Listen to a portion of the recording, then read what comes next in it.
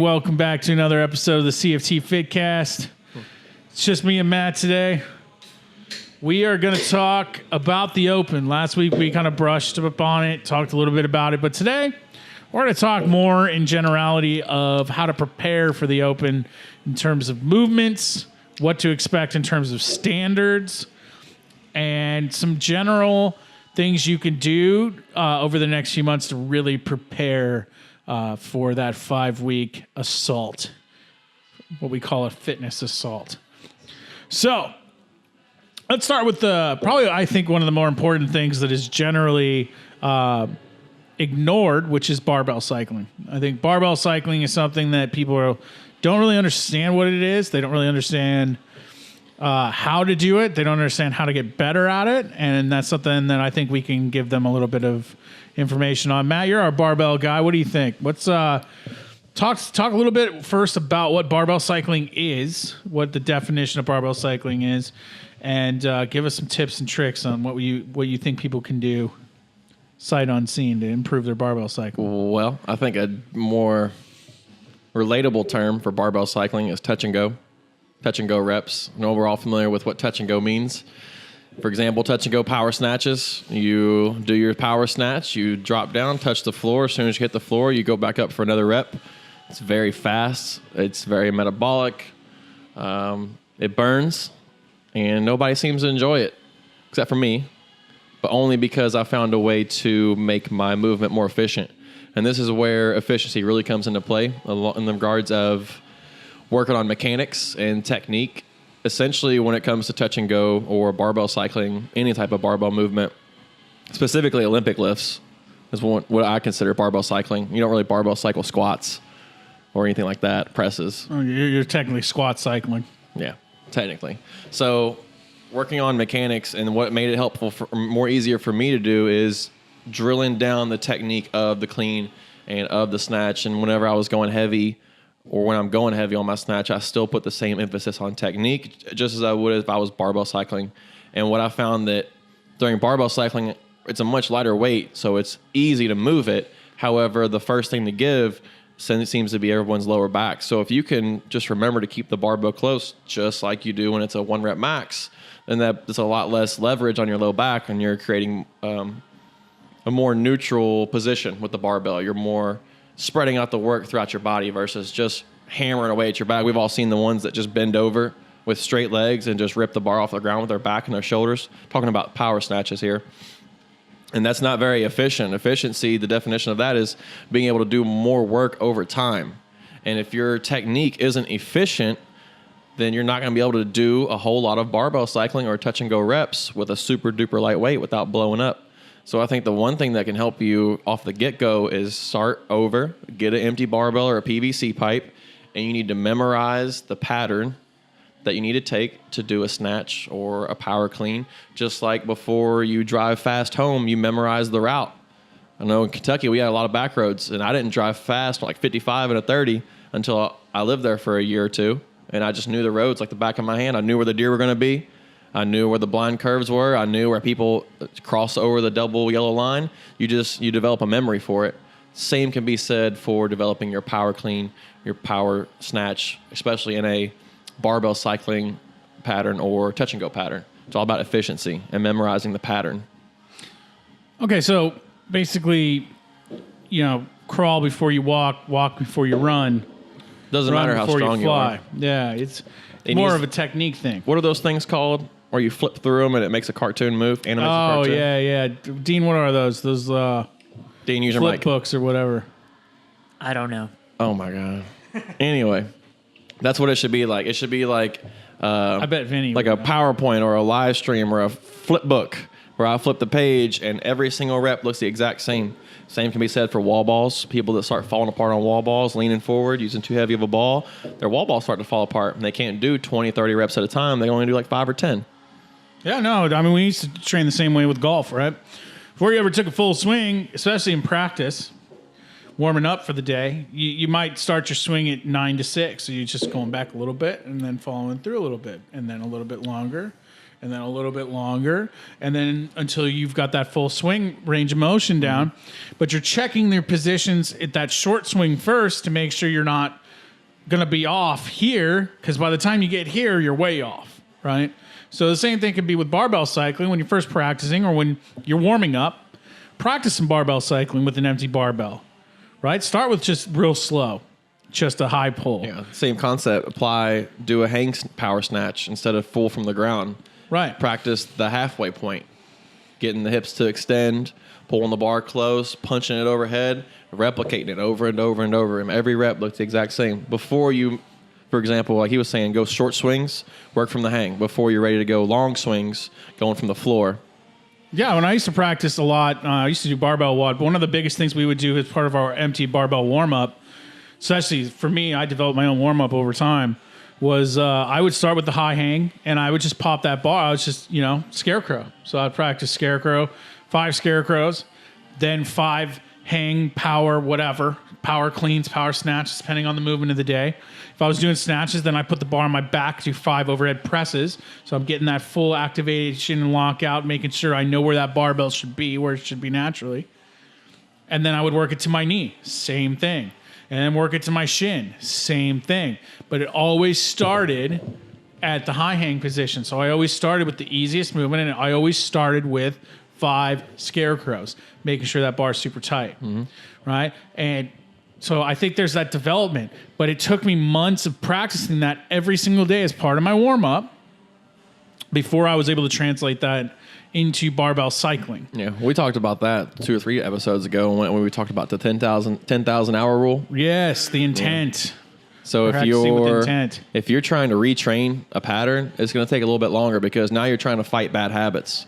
So now whenever you start getting tired, you're just going to automatically fall into those old movement patterns. And that I would rather teach someone brand new, never touched a bar in their life, how to Olympic lift or lift at all versus getting someone who's been lifting for 10 to 15 years that's been lifting wrong, and now we got to fix it. It's just easier to teach someone brand new because they don't have those bad habits or bad tendencies. It's not to say you can't get it. You can't. It's just to say it's going to be a little more of an uphill struggle and may require a little bit more one-on-one work. So it may require a little bit more skill, 30-minute skill session time than, say, a couple cues and you're off to the races. It may just require a little bit more one-on-one time with a coach, really fine-tuning the little things. It comes down to understanding the positions and what each position does for you in regards of, for example, the snatch and the clean. You got your pull from the ground. What are you trying to emphasize on the pull? Get your shins vertical, keep your feet flat. Once you get it past your knees, what are you trying to emphasize? Scooping it into the hip. Once you get into the hip, what are you trying to emphasize? Fast, explosive power. And then from there, it just keeps going. So each position has a purpose. And a lot of people just see the snatch for a snatch and don't recognize the small, intricate moving pieces that make up the snatch, that make it beneficial to the individual or make it easier. Ah, yeah. I mean, and I had the same problem golfing. My issues were generally not taking the club back. It was on the way through. I would either over pivot too fast, which would open the club face, and I would slice the ball way off to the right, which is a pretty common thing. Or if I got through that, I wasn't following through enough, and I was losing 10 or 15 yards worth of power. Where as a guy my size, power is kind of my thing. So I needed to make sure I did that. But I knew my swing well enough to know where the issue was and how to fix it. That's something that if you really want to be good at barbell cycling, which is something that comes really, really often in the open. Every year. Every year there's at least one low weight, fast moving barbell workout that the best of the best are going to cycle consistently the same way every single round. And that is something that if you can get good at, or at least have a general understanding of how to do it, that can jump you a huge amount of places in the gym. It can jump you huge in the region. It can jump you huge in the world, just because you're able to cycle much better than everyone else. And that's really important. And along with the speed thing, coming with speed, you shouldn't work barbell cycling as fast. So say you're working with a 15-pound bar or a PVC pipe. You shouldn't just try to go as fast as you can. The only way to get the speed is to perfect the technique. If you can perfect the technique and then replicate it rep after rep at a very slow speed, what's going to happen is that's going to get easier, and then you're going to get faster. So speed is a byproduct of efficiency, of being proficient with your movement, understanding the mechanics and the technique, and applying it every single rep, every single part along the way. High elbows, punch the bar, scoop the bar on the way down, scoop the bar on the way up. It needs to be the exact same up as it was down. And if you can do that, speed is a byproduct. You're just gonna get faster because you're getting better. Just like running. Running never gets easier. You just get faster. Yep. Same thing can be said with barbell cycling. It doesn't get easier. You just get faster, and you're able to do more work over a very short amount of time. And you're able to cycle at heavier weights, and you're able to gain more power output. And I think that's the other thing with barbell cycling. Barbell cycling isn't, and a lot of people, bodybuilders especially, will make fun of barbell cycling and tell you, oh, that's how people get hurt. Incorrect. That is not how people get hurt. People get hurt trying to barbell cycle at a weight that they shouldn't. They're not even capable of lifting properly one time. Yep. Barbell cycling is as good an anaerobic workout as anything else. Nothing but. It's I don't think you could be aerobic in a barbell cycle unless you're just ridiculous. Yeah, unless you're, I don't even know anybody. I'm not going to throw any names out. I know don't know zero anybody people. that can meet that. I know guys that can do Grace in a minute. Yeah, and I know guys that can do heavy Grace in like 2 minutes, and it's just like it's awe-inspiring to see a guy throw 185 pounds around or 205, whatever it is. It's heavy. Yeah, it's like watching a boomerang clip of them just repping through it. Yeah. Every rep's the exact same. Yeah, and even when they get tired, you could tell they are literally physically exhausted. Forcing the technique, though. But the technique does not change. They just move a little slower. Mm-hmm.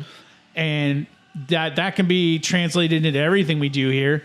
But yes, barbell cycling does not injure you. Your inability to do the movement properly is what injures you. Your inability to understand the weight you are capable of moving safely injures you. And I think that is something that we need to kind of get ahead of, because I know we have some bodybuilders that listen to this. I know there's the naysayers everywhere that CrossFit, it's because of the volume. It's not the volume that hurts you, people. If your programming is right and you're scaling properly, injuries should be accidental and not deliberate. Mm-hmm. And so barbell cycling falls in that same category. So again, listen to your coach. If you're really interested in doing barbell cycling, which is something I think it's huge for those people that are kind of in that medium level. You're not really advanced. You're not really quite RX yet, but you want to just get better at something that can help you be more fit. Barbell cycling is something I definitely would delve into. It's something everybody can do. You just have to understand that you're going to start at a really, really low level. Very low. Like a 15-pound bar or just an empty barbell.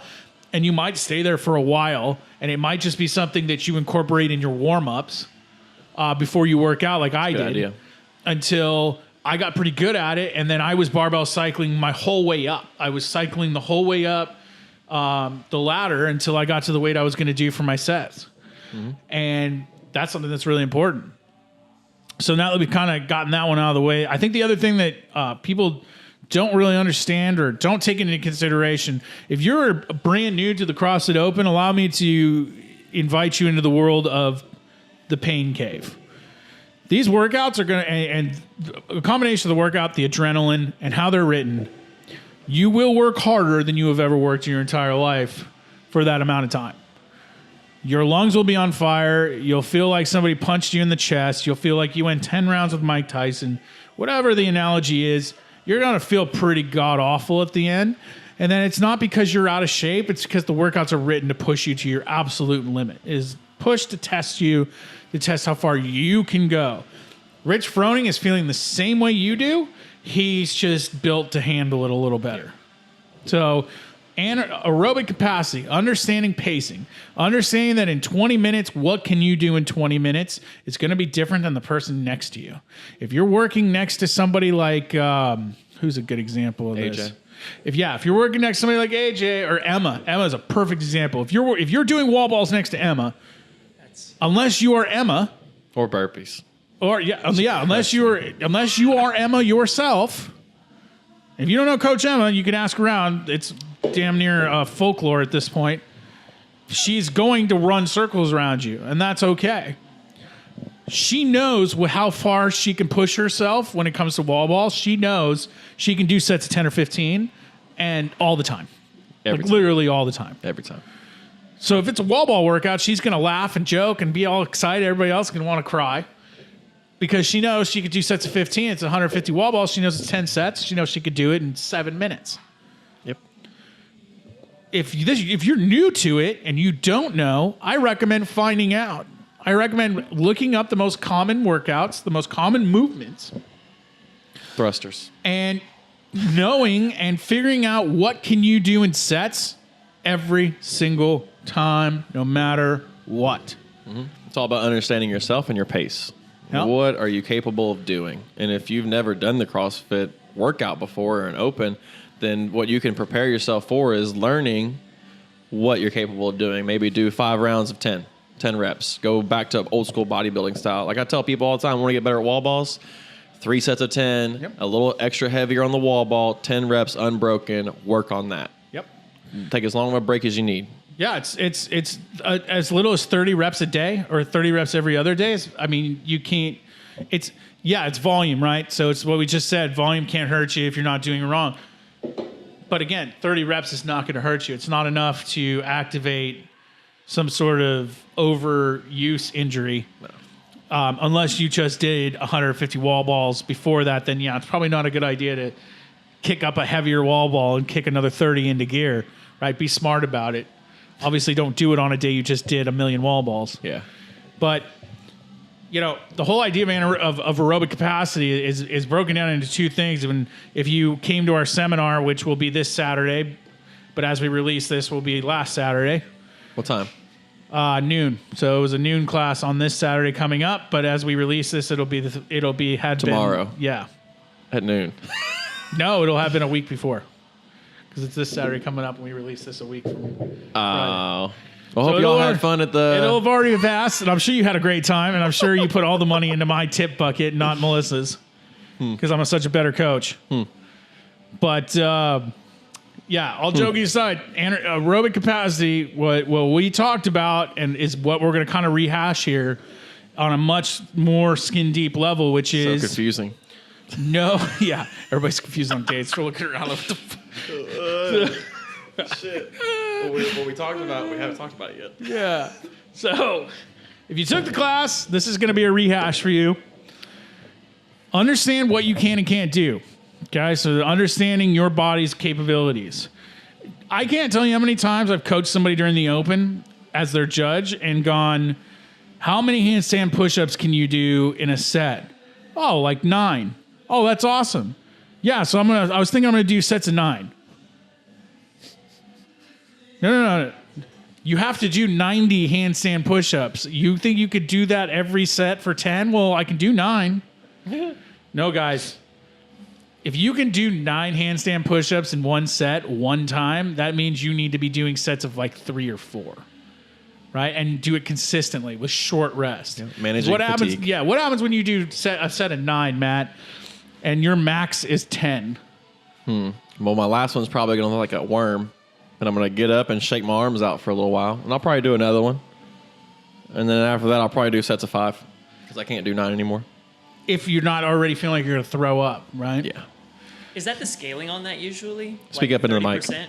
It depends on your body. So it depends on what you've built up to, which is why we tell people you need to figure out what you can and can't do. But if you haven't done that and you're walking up to a workout with handstand push-ups and your maximum in a set is 10, my recommendation is 3 to 5.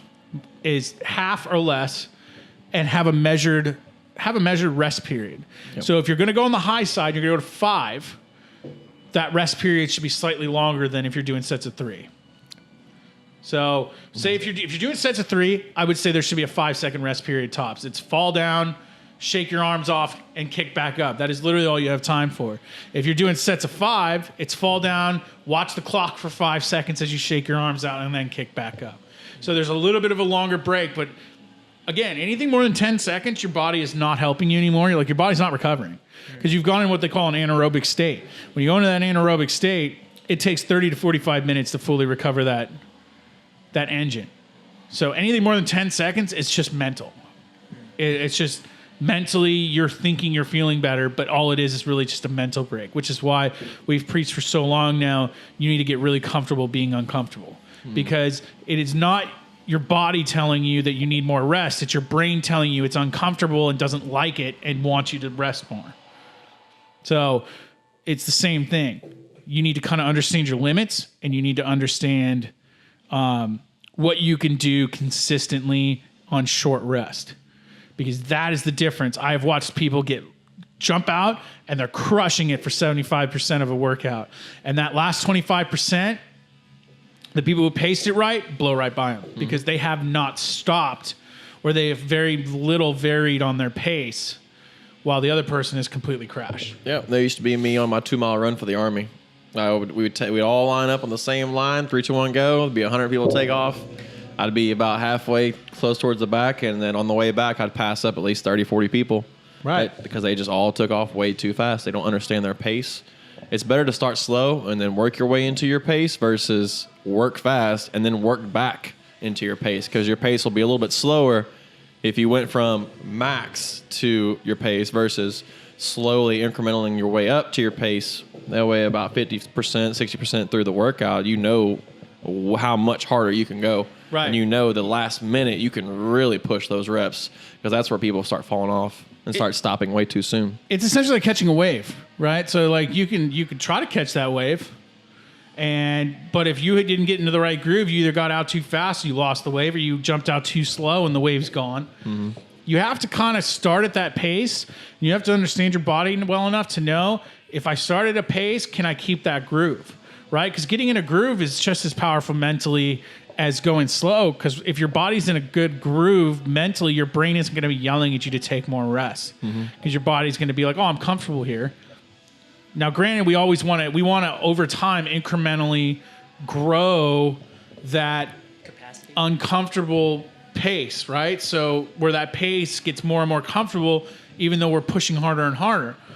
And something we talked about in the seminar is your anaerobic pace, right? So you have that VO2 max. That's your max amount of oxygen you can take in. There's a number associated with it. Top guys, marathon guys, have like somewhere in the hot mid 60s to low 70s as their number. Rich Froning has taught himself how to work at 90 to 95% of his number, which I think his number is like 68 or 70, which is like on the marathon world champion runners scale in terms of VO2 max. So when he works at 90 to 95%, he's comfortable there. So he's still at that point working at a higher anaerobic conditioning base and number than 90% of the world. And that is his comfortable pace. He could just do it. He could just do it for long periods of time. He also practices 4 to 5 hours a day, right, working on that pace. Right, but the idea is the same. If you want to get better at stuff like CrossFit and be better in the open, you have to incrementally push your pace over time, so that when it comes down to a 20-minute workout, you know that you can push at a harder pace for 20 minutes than pretty much everybody else. And that's a massive advantage. That's a massive advantage. You don't have to spend 4 or 5 hours a day doing that. You just need to be a little bit more thoughtful in your workouts in terms of, I can do X amount of wall balls. Well, today I'm going to try to do 11 instead of 10 in a set. And, again, I'm going to bring it back to Emma. Emma's really good at that. Emma knows if there's a shorter amount of wall balls in a workout, instead of doing sets of 10 and Karen, which is 150 wall balls, there's only 75 or 100 wall balls in a workout, she might go to sets of 15 because she knows she can, because it's a less period of wall balls. And so, but that's also understanding your body, right? So pacing, man, if you can pace, that's a game changer. You don't have to be the best. You don't have to be the strongest. You don't even have to be really that good at any one movement, because if you understand how to pace, you're gonna crush a lot of people that don't, because they're just gonna crash. This has been proven. This is my 5th year in the Open, my 4th year, 3rd year judging it. I can tell you time after time after time, pacing will trump speed and power when speed and power is not sustainable. Mm-hmm. I assume you agree with that. I do. I don't agree with riding the wave. Maybe you can give another analogy for us Southern folks. Oh, yeah. Ride waves. We ain't from around here. Yeah, they don't even have a lake. I don't know what you mean, ride a wave. So a great example of that would be, let's see, what's a good example of that? So, just run. Like you said, that example of running was a pretty good one. So the idea is, if you watch, I think everybody's watched the Olympics. Everybody's probably seen at least one mile run, where you got those little rabbits out front, the guys that are running and pacing the lead guy, and they're falling off, right? They fall off every lap or every so many meters, because what they're doing is they're helping that leader to pace himself. They're not there to win. They're there specifically to pace, to be the pace rabbit for the guy that is out there to win, out there to break a world record. So they know they can go 400 meters at a slightly faster pace than him, and they fall off. And then the next one's able to go 800 meters. And then the next one's able to go 1,200 meters. And the next one, and then it's just him all alone for that last 400 meters. And the same thing can be done with pacing. You're going to run into people that can go really hard for 400 meters or for 4 minutes of a 12-minute workout. Then you're going to run into people that can do 8 minutes. Then you're going to run into 12. If you are capable of maintaining a pace for the entire workout, there's a good chance you're going to just knock those guys. You're just going to pass those guys as they fall. Yep. Ladies, guys, doesn't matter. There's a contingent of people that will always jump out too fast. And if you can control yourself and not allow their pace to dictate your pace, because you know what you can and can't do, you're going to just breeze on by them. Have some discipline. Go at your own pace. Lastly, if you don't beat them, because they are good, and that's okay, that happens. There are talented people in the world, and that's okay. You're going to stay with them, which is just as big a battle because, this is over 5 weeks. So you might not beat them on one workout, but if you stay close enough to them and you're really close the rest of the time, you could beat them. And the same thing happened with Dean. Dean stayed close on everything. And he ended up beating some people that I don't think anybody really gave him a chance to beat last year.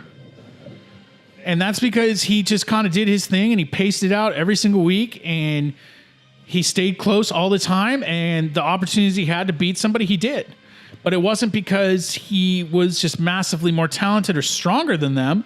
He's one of those guys that's really good at pacing. When you watch him work out, he paces really, really well. And so he just paced out every workout. And he finished every workout the same way he started. And that gave him a massive advantage when it came down to over 5 weeks. There was weeks he was beating people, and I don't think they even realized he was beating them. Mm-hmm. So, again, pacing 101. Barbell cycling, 2 things that you can really control and that you can work on your own time to get better at the open. And over the next 6 weeks, you could make significant improvements that could make huge jumps in your open score. Yeah. And not just your open score, but your overall physical fitness. And it's something that you can definitely approach any of our coaches to work with on skills that are valuable, just your overall fitness level and capabilities as a human being. So, again, highly important. Yeah. And we also work on barbell cycling in the programming right now. It's in the bonus work. And next week, the week of the 22nd, it's going to come up in the WOD of programming. Like a minute of max reps or 45 seconds of max reps. I love those. I used to love those. When we were doing barbell WOD, that was common. We would do a lot of strength work, and then the last couple months before the Open, it was a lot of lighter weight barbell cycling. Why? Because there's so much barbell cycling in the Open, and it is such a crucial tool to have. And it's just not only just for barbell cycling to go faster, it's also a great way to get better at your 1 rep max because you're perfecting your technique with specific, precise movements that you have intent behind. Instead of just lifting a bar to lift it because it's heavy, you're putting intent to that barbell and moving it in a specific way. And that can carry over huge gains when it comes to a 1 rep max, 10, 15 extra pounds, because you're keeping that bar close and you're catching it right overhead, locked out shoulders, everything's crisp and clean. That has a huge carryover. I always rely on my technique when it comes to Olympic lift. I don't care how strong I am. It's always Not to mention, technique. when you think about it, it's a power output thing, right? So if you get really good at moving a lighter weight and getting really good at technique when you're tired, the same thing translates to a 1 rep max. When you're pulling that 1 rep max, you've probably already lifted a really heavy weight multiple times. You're tired. You're really tired when that 1 rep max comes up to test. Mm. And if you're really good at barbell cycling tired, that technique's going to translate. And that power output's going to translate. And you're going to know how to get that solid power output and that solid technique for that 1 rep. That's all you need is for the first rep. Mm-hmm.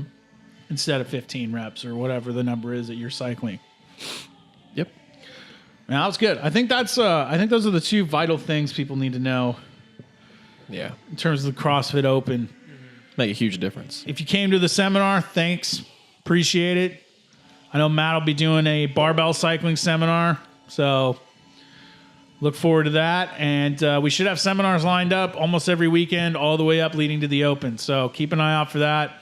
They're all going to be hugely important things. Anything between recovery, barbell cycling, aerobic capacity, or pacing 101, whatever you want to call it. We'll probably do some pulling gymnastics, so barbell work, and bar work, and then we'll probably do some stuff in terms of pushing, handstand push-ups, right? Maybe handstand walks. I don't know. I have a feeling Crafter's going to throw something like that in here eventually. It's coming. So keep an eye out for that, guys. We're out of here.